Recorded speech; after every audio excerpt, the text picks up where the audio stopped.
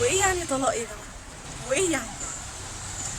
حاولتي مرة واتنين وتلاتة وعشرة، حاولتي سنة واتنين وتلاتة وعشرة، والعلاقة ما نفعتش، خلاص اخر الدنيا؟ والله ما اخر الدنيا.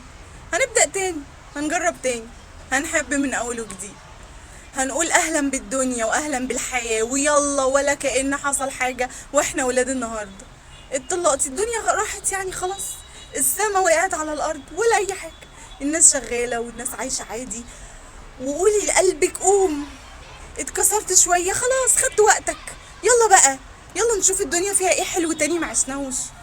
الطلاق مش اخر الدنيا، الطلاق ممكن يكون بداية لأيام جاية أسعد بكتير من اللي فاتت.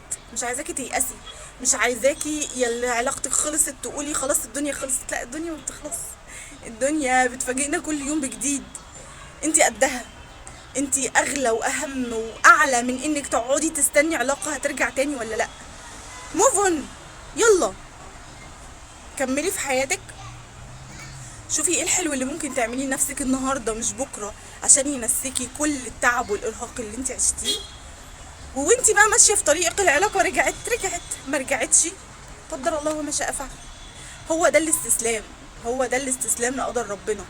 طول ما انت بتفركي وبتقولي لا وجايز يرجع وجايز نبقى احسن، هو ربنا مش عايز منك كده، عايزك تقولي سمعا وطاعه. خلاص حاجه باظت، شكرا، خليكي بقى واثقه فيه انه هيجيب لك احلى منها 100 مره.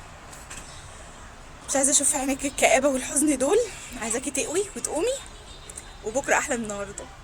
باي باي.